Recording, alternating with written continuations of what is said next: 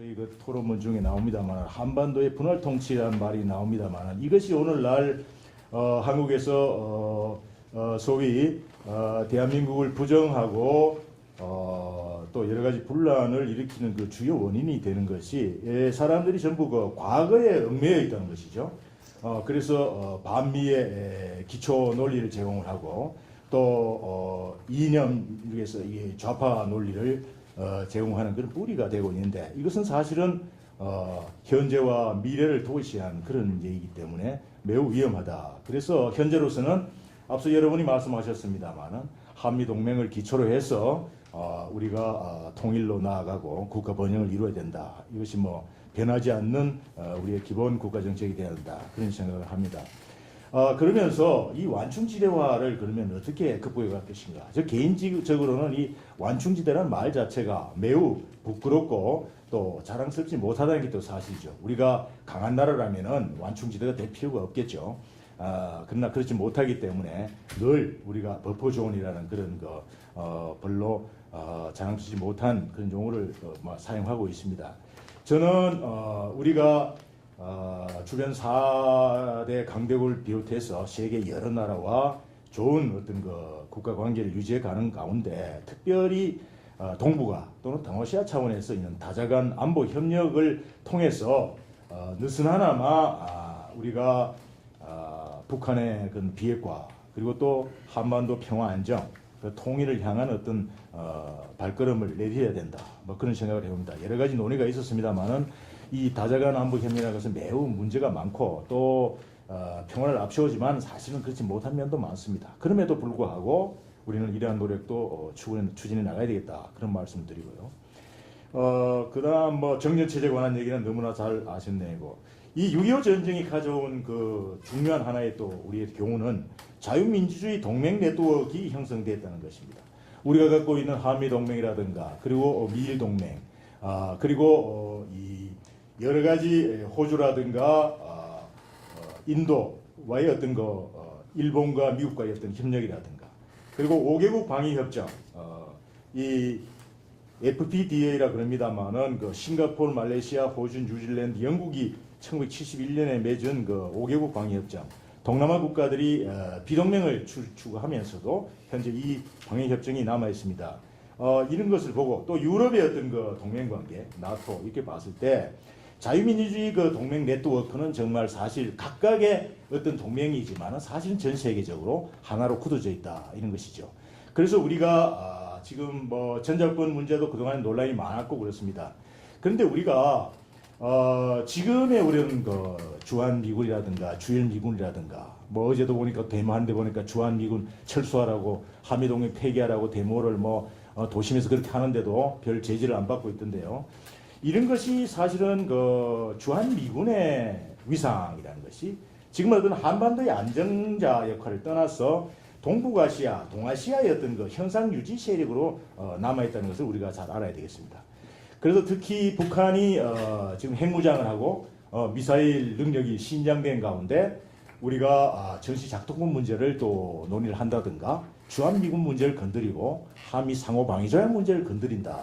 이런 것은 너무 과거의 얽매이다. 이런 얘기가 사실은 1990년대에서 논의됐다면 그것은 뭐 그 나름대로 얘기가 되겠습니다만은 지금 현재 남북한 전력으로 봤을 때는 핵무기와 비핵입니다. 이것은 이루 말할 수 없는 그 차이기 때문에 전시작동권 문제, 환수 문제라든가 주한미군 철수 문제라든가 이것은 매우 현재로서는 논의하기가 부적절할 뿐만 아니라 앞으로의 어떤 동맹 네트워크 차원에서 봤을 때는 이것은 우리가 논의할 거리가 사실은 못 된다. 뭐 이런 것을 좀 말씀을 드리겠습니다. 그 다음에 군사 전략 차원에서 이 한미 동맹 강화의 필요성을 적었습니다만은 사실 우리가 북한의 핵을 억제하는 차원에서 미사일 방어라든가 킬체인 그리고 KNPR 대량 응집 보호에 대한 계획을 가지고 있고 이것을 발전시키고 있습니다. 그렇지만 우리가 이런 그 계획을 수행하기 위해서는 사실은 선제 타격이라든가 예방 타격에 대한 개념을 명확히 정할 필요가 있습니다. 그래서 우리 단독이든 아니면 한미 연합이든 어떠한 상황이 됐을 때 우리가 선제 타격을 한다, 예방 타격을 한다는 그런 계획을 명확히 갖고 있어야 우리가 북한 핵을 다룰 수 있다, 이렇게 보는 것입니다. 거기에 대한 그런 억제 무기들을 우리가 배비하는 것은 물론이고요. 저는 미사일 이런 거 굉장히 중요하죠. 우리가 준비해야 되는데요. 특히 이런 선제 타격, 예방 타격을 하려면은 현재 공군력으로서는 좀 미진한 면이 많습니다. 공군력을 더욱더 강화해서 이것을 할 수 있는 그런 우리가 전략을 짜야 된다, 그런 말씀을 드리고요. 우리가 이런 한미 동맹에서 이 현재 미국의 자산 문제를 이용하는 데 대해서 그저께 특보가 미국을 방문해서 한미 군사훈련에 대해서 지적하는 그런 상황이 있었는데, 저 개인적으로는 매우 부적절하다고 생각합니다. 북한 핵에 대해서 대응할 수 있는 무기가 없는 상황에서 한미 연합자산, 특히 미국의 전략자산을 활용한다는 것은, 이것은 군사 전략에서는 기본이라고 할 수 있다, 이렇게 보고 있습니다.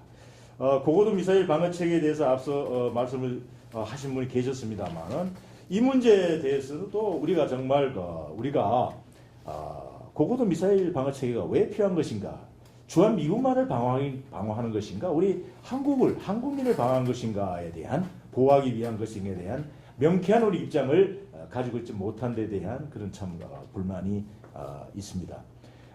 그래서 저는 앞으로 우리 네브라스카에 있는 미국 전략사령부에 우리 한국 팀이 좀 파견이 됐으면 좋겠어요. 그래서 일본도 원한다면 가능할 수 있겠죠. 그래서 한반도뿐만 아니라 동북아의 어떤 핵 상황에 대해서 한미가 공동으로 어떤 입장을 취할 수 있도록 우리가 노력을 할 수 있는 것. 그렇게 되면 현실적으로 여러 가지 어려움이 국외적으로 있는 어떤 전술 핵무기의 한국 내 재배치라든가, 우리 한국이 핵 개발을 해야 된다, 이런 주장에 대해서 우리가 이렇게 할 수 있으면 대단히 좋은데, 현실적인 문제점을 도외할 수 없기 때문에 이것을 완화하고 대체할 수 있지 않는가, 그런 생각을 좀 해봅니다.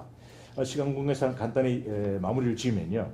사실 미국에서는 조지 부시 대통령 이후에 아프가니스탄 이라크 전쟁 이후에 여러분 잘 아시는 이런 강대국의 광팽창, 폴 케네디 교수가 1988년에 주장했던 것을 현 정부가 미국 정부가 그걸 아주 주목하는 것 같습니다. 그래서 사실은 미국은 가능하면 정치 외교적으로 모든 것을 해결하고, 군사력은 가능한 뺀다든가 이런 걸 정책을 추진하고 있는 것이죠. 그래서 우리가 한국도 일본에 상응한 어떤 방위 분담금이라든가, 아까 사드 문제도 나왔습니다만, 우리가 정당하게 구입해서 우리가 활용하는 이것이 저는 대단히 옳은 일이다, 이렇게 보는 것입니다. 그래서 적극적인 어떤 대미 지원 역할이 앞으로 대단히 필요하다. 앞서도 통론자 분께서 말씀을 하셨습니다만, 세력 전위 이론에 대한 어떤 중국을 너무 과대평가하는 데 대해서 이것은 매우 중대한 어떤 의성이 될 수 있고, 이것은 안 된다. 앞서 미어사이머 교수가 말씀하신 거나 우리 남성 교수님 말씀하신 게 그런 입장이죠. 사실 2015년 어떤 GDP 그걸 봤을 때, 세계은행 자료를 봤을 때 아직까지 중국은 총 GDP 양으로도 미국의 61% 수준에 불과합니다. 그 이외에도 어떤 미국의 군사력, 정보력, 어떤 문화자산이라든가 교육자산이라든가 이런 천연자원이라든가 이런 것을 대비했을 때, 앞으로 중국이 어떤 미국을 대체하는 세력으로 성장하는 것은 매우 난관이 있을 것이고, 현재 어떤 전반적인 상황을 봤을 때는 미국을 압도하는 어떤 세력이 등장하기는 매우 어렵다. 이렇게 여러 학자들이 지금 평가하고 있는 것을 보고 있습니다. 마지막 한 가지를 말씀드리면, 우리 어떤 군인의 어떤 정신건강 문제를 국가적 차원에서 좀 확실히 좀 보장을 해야 된다, 이런 말씀을 드립니다.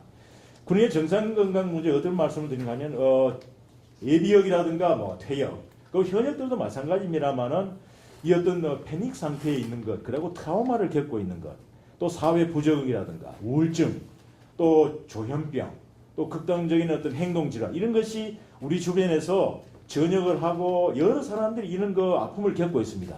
그러나 전부 어떤 개인적인 문제로 해서 그냥 병원에서 자기가 치료를 받고 또 쉬쉬하고 이렇게 넘어가는 경우가 대단히 많습니다. 미국이라든가 유럽에서 전쟁을 경험한 그런 병사들이, 장병들이 이런 경우가 대단히 많았는데요. 우리도 장기 근무 제대 군인이라든가 이런 분들한테 이 취업 보장뿐만 아니라 정기적인 어떤 신체라든가 정신 건강을 국가적 차원에서 보호해야 된다. 이런 말씀을 마칩니다. 대단히 감사합니다.